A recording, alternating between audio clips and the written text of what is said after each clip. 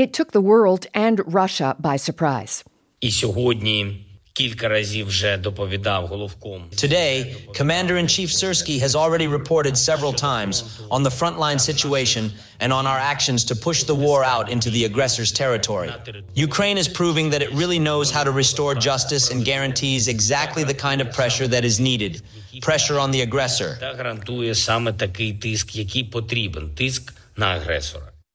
That was Ukrainian President Volodymyr Zelensky talking about his country's attack on Russian soil. Last week, Ukraine launched a massive military offensive into Russia's Kursk region, forcing more than 100,000 locals to flee. The incursion was shrouded in secrecy and is one of the most significant military operations by Ukraine since the war began, and the largest attack on Russia since World War II. Francis Farrell has been covering the war for the Kyiv Independent. We reached him in Kyiv. Hello. Hi, Susan. Good to talk to you. As this operation moves into its second week, can you remind us of its scale and how it started?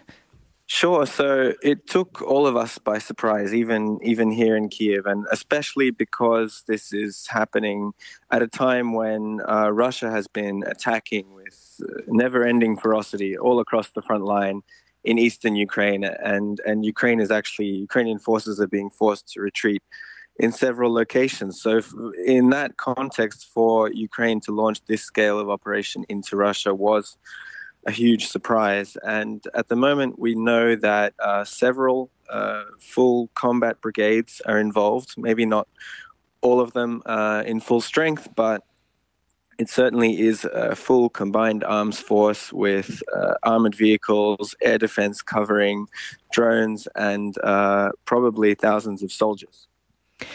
And there has been a declaration of emergency again this morning, so there's no let up as we head into the second week. Is that right? Yeah, so the first question, I guess, on everyone's mind when it started was, how long is this operation going to last? And the big question there is, are they going to try and dig in and hold on to territory, or will it be a raid that will be over in a week or less? And as we see now, they are digging in, they are holding on. So they're not holding on all the way as far as they initially went because logistics would be stretched. But they have really retained control over this smaller part of Russia just across the border, and they look like they want to hold on to it for a longer time, which of course forces Russia to allocate more forces to fend off what has been a really embarrassing offensive for them. What is the motivation here on Ukraine's part? Why did it target this region? What's the end game? Well, just in a military standpoint, it was a very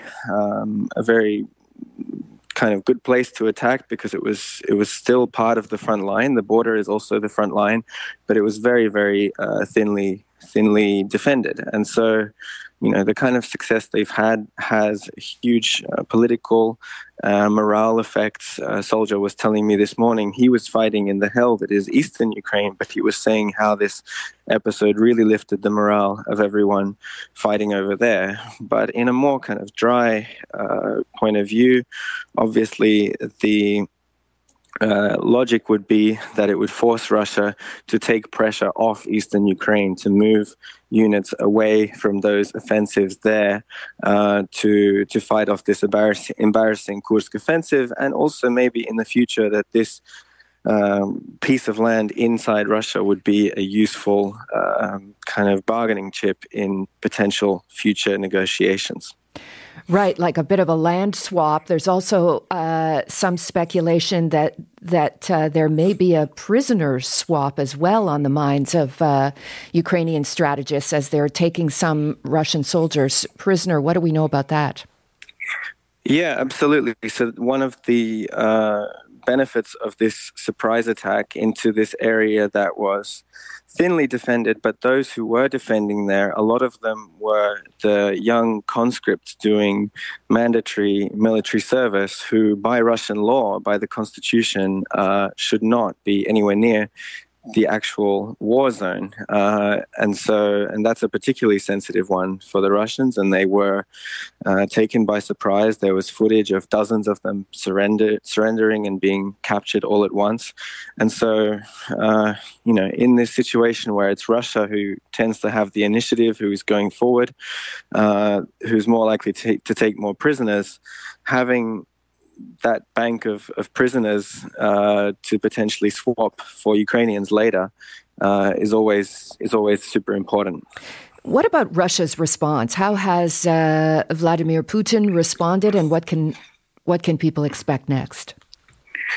Well, you could see in the very first days that it was a lot of shock, anger, and emotion. There were reports that Russian intelligence was actually warning. They had seen some signs of a Ukrainian build-up along the border for a while, but they failed to pass it up all the way to the top, to Putin himself. So he was taken by surprise, and he was visibly very frustrated. But now, of course, they are moving in combat units, and they are looking to push the Ukrainians out. But another thing that we saw with Russia's reaction is that the fear of escalation that Western countries often bring up when they still don't want Ukraine to use their missiles in Russia or attack Russia, the fear that somehow Russia could react very erratically, drop a nuclear bomb, has once again been proven wrong. And that actually could be part of the motivation for this operation, to once again show these partners that are still hesitating that this is a war that goes back and forth, and that kind of fear is not really rational. Well, looking at the broader war, you mentioned the fierce fight in the east, and I understand that a few weeks ago you were embedded with a company in the Donbass. What can you tell us about what's happening there, and what did you hear from the soldiers?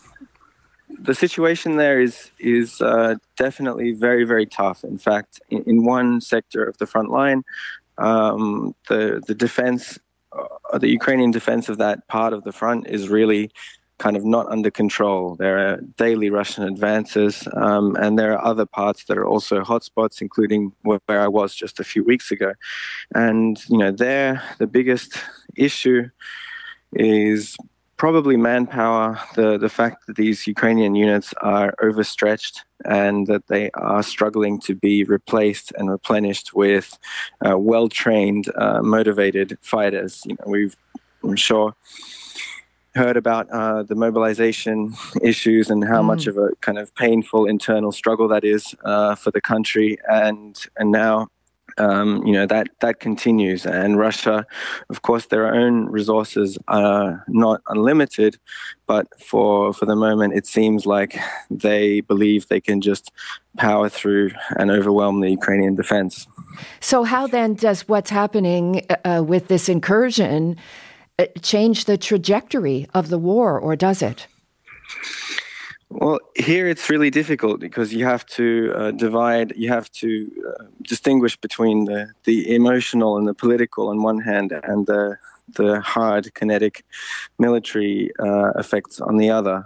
So again, the hope was that Russia would move some forces from these offensives, and the evidence for that is so far pretty inconclusive. Soldiers in that Donbass region are not seeing many changes in the intensity of Russian attacks, which could be a problem and could be a source of criticism later about whether this attack was a good idea when those forces could have been used better elsewhere. But on the other hand, there is this intangible element of morale of the whole country as a whole, understanding that we're just not going to be retreating forever. We can hit back. We're still going toe-to-toe with this huge kind of evil empire, and that there are always options to hit them where it really hurts.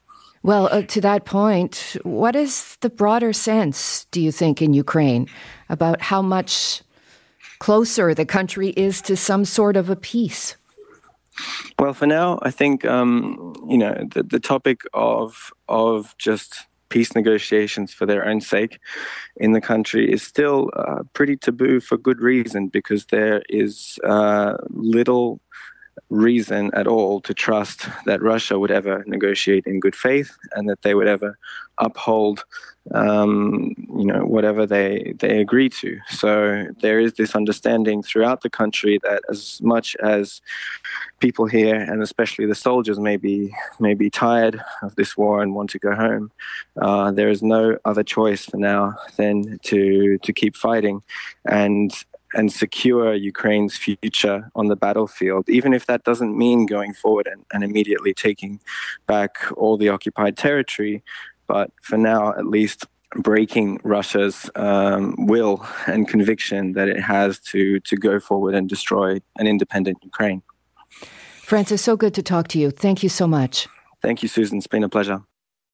That's Francis Farrell in Kiev. For more on this incursion and what it means for the course of this war, I'm joined by Andres Kosekamp. He is a professor at the University of Toronto's Munk School of Global Affairs and Public Policy, focusing on Eastern European history and politics. He's with me in our Toronto studio. Good morning. Good morning. How do you think about what is happening in the Kursk region and what Ukraine is hoping to achieve here?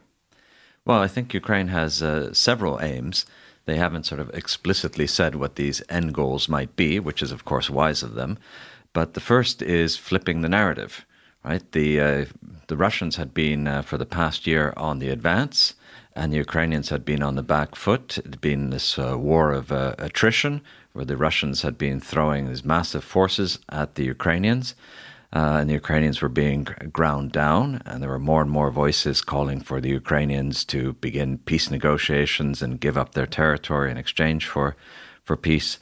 So the Ukrainians have managed to change the narrative. They've seized the initiative and surprised not only the Russians, but the world, and I think probably their own citizens as well, which is a very important sort of morale boost for the Ukrainians, who have been sort of taking the heavy hits up to now, but now they're able to push back. But as you look ahead to what might follow this, what comes next, Ukrainian officials signaling in the last 24 hours they have no interest in becoming occupiers, and hinting that perhaps this puts them into a better position to negotiate with Russia when it comes to that, about a land swap or a prisoner swap. Is that risky, do you think? Of course, it's all a very big risk what the Ukrainians have undertaken, but it's worth it, as we've seen, right? Because people, of course, initially thought that this would just be like some of the previous cross-border raids that had taken place. But now they've been there and are in control of the territory for more than a week, and it looks like they're willing to hold on to it as long as they can. And that completely changes the way we look at the war and the way the Russians are forced to respond. So the swap of land, I think it's much too early to talk about that, because I don't think the Russians are at all interested in any sort of peace negotiations at this point in time. Well, what can we expect from the Russians by way of response? President Vladimir Putin called the incursion an indiscriminate attack on civilians, and he has vowed, quote, a worthy response. What are you expecting? Well, the first part of his statement, of course, is false. It's not an indiscriminate attack on Russian civilians. And that's a very remarkable contrast to the way the Russians invaded Ukraine and slaughtered civilians. The Ukrainians, by all accounts, have been very civilized and humane in the way they've treated the locals who've remained.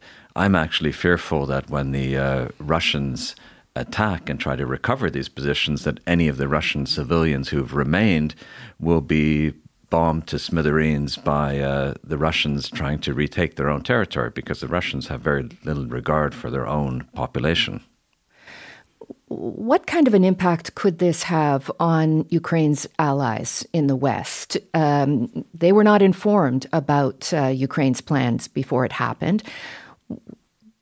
What is your sense of how they're watching this? Well, the response from particularly the White House, but the other Western allies, has been quite muted, particularly since this whole war. The U.S. has been very concerned about potential escalation, and they seem to be quite chill with this at the moment, which is surprising. Why do you think that is? Well, because the Ukrainians have basically demonstrated that all of this logic that we've been following thus far in the West of this fear of escalation has been simply self-deterrence on the side of the West. And Ukrainians have simply, by their actions, showed what is possible. And all these imaginary Russian red lines, which we've been afraid to cross, for instance, with supplying Ukraine with long-range missiles, with supplying Ukraine with tanks, with supplying Ukraine with fighter planes, every time it's been forbidding them from using them to go into Russia. It's been a huge struggle to even get that equipment to Ukraine, because every time the West was worried that, oh no, Putin's going to launch World War III and attack with nuclear missiles. And every time the Ukrainians have shown that these red lines are completely a bluff. And it's been even more evident in this case when they've crossed what would be the ultimate red line, advancing into Russian territory itself. Yeah, yesterday, U.S. President Joe Biden said what's happening has created a real dilemma for Putin. If he is also embarrassed by this, Putin, that is, does that not make it perhaps more dangerous? Well, it does for Putin himself, in the sense that he can perhaps feel that his own regime and his own legitimacy is coming under threat, because he, of course, is the protector of the Russian people and the Russian empire as such. And to see how he's been humiliated by the Ukrainians, of course, does put him under pressure. But what is noteworthy is Putin tends to react when things go badly. He goes silent, right? The first few days of the incursion, Putin was nowhere to be seen, because they didn't really have a response ready. So they were generally taken by surprise. But the Russians have thrown everything they have at Ukraine already. All of this is coming against the backdrop of the U.S. election, and the Biden administration has sent close to $62 billion U.S. in military aid to Ukraine, and so many other allies, including Canada, have sent aid as well. But how would a Trump administration differ from the current U.S. foreign policy on Ukraine? That's quite a concern. Absolutely. Trump, of course, has said that he would make a deal and end the war immediately. The only conceivable way would be that he would throw Ukraine under the bus. In other words, stop funding Ukraine completely. But that would not stop the Ukrainians from fighting. They are determined to defend themselves. The war would go on. But it also alludes to Putin's larger strategic approach, that when his initial plan of this quick invasion failed, then he has fallen back on the plan of dividing the West and hoping that the West will get tired of this. And the ultimate achievement of that would be Trump getting reelected. So I don't see any, when we talked earlier about the possibility of a land swap or peace negotiations, right, I don't see any movement until the U.S. presidential elections in November, because Putin is still hoping that his boy Trump will be taking charge again. And that looked to be the case until Joe Biden dropped out of the race. Okay, so you don't see much movement there. But as a final question, your thoughts in just under a minute on the chances of peace going forward in this relentless war. The only way to achieve peace is through Ukrainian victory on the battlefield. And that's what the Ukrainians are trying to show at the moment by taking the initiative. Because, well, we haven't had lasting peace with Russia before. There was, don't forget, 2014 when the Russians invaded, took Crimea, and the eastern part of the Donbass. There were the peace negotiations, the Minsk Accords afterwards, and that didn't satisfy the Russians. That didn't stop them from launching a full-scale invasion. But it's not just about territory. The Russians want full dominance over Ukraine. It's been really good to have you here with us this morning. Thank you very much for coming in. You're very welcome. Andres Casakamp is a professor at the Munk School of Global Affairs and Public Policy. He was here with us in our Toronto studio.